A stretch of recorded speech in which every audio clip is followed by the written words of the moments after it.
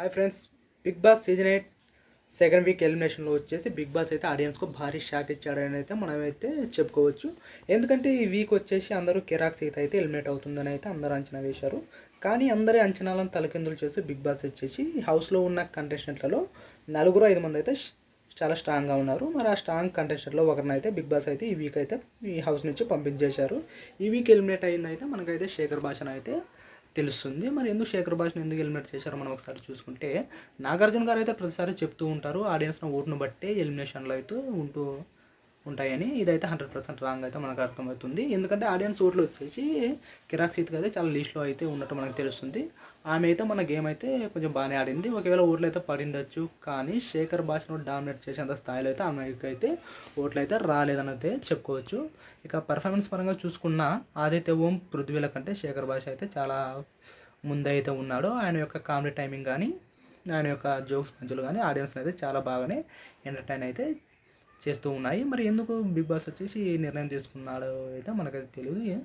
Big boss వచ్చేసి ప్రతి సీజన్లో ఇలాంటి షాకింగ్ నిర్ణయాలు అయితే తీసుకుంటూ ఉంటాడు. కానీ ఈ సీజన్లో వచ్చేసి ఇంత ముందుగానే ఇలాంటి నిర్ణయం అయితే తీసుకున్నాడు. నాగార్జున గారు అయితే మనకు చెప్పారు, ఈ సీజన్ వచ్చేసి రేటింగ్ అయితే చాలా అద్భుతంగా వస్తున్నాయి అయితే ఆయన అన్నారు. రేటింగ్ ఒకటే కాదు, రివ్యూస్ కూడా ఒకసారి నాగార్జున గారు కానీ స్టార్ మా బృందం కానీ పట్టించుకోవాలి. ఎందుకంటే ప్రతి సీజన్ల కంటే ఈ సీజన్ అయితే చాలా చప్పగా, చాలా చెత్తగా అయితే సాగుతుంది.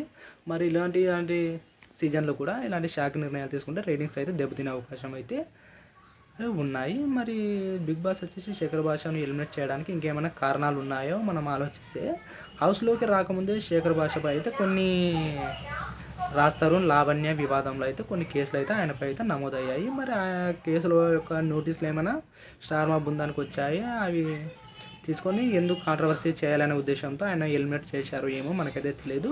అలాగే ఈ హౌస్లోకి రాకముందే శేఖర్ భాష యొక్క గారి భార్య వచ్చేసి ప్రెగ్నెంట్. నాగార్జున గారు కూడా మన ప్రోమోలో అయితే చెప్పారు ఆయనకు కొడుకేమో పుట్టాడనేది. మరి అందువల్ల శేఖర్ భాషని ఏమైనా ఎలిమినేట్ చేశారా? ఇప్పుడు ఎలిమినేట్ చేసి మళ్ళీ ఈ సమస్య పోయిన తర్వాత మళ్ళీ హౌస్లోకి ఏమైనా రిటర్న్ తెచ్చే ప్లాన్లో ఏమైనా ఉన్నారా? మనకైతే ఇప్పటికైతే ఆ విషయాలు అయితే సరిగా తెలియదు. కానీ శేఖర్ భాష ఎలిమినేషన్ అయితే కొంచెం షాకింగ్ అయితే గురి చేసిందని అయితే మనం అందరూ అయితే చెప్పుకోవచ్చు.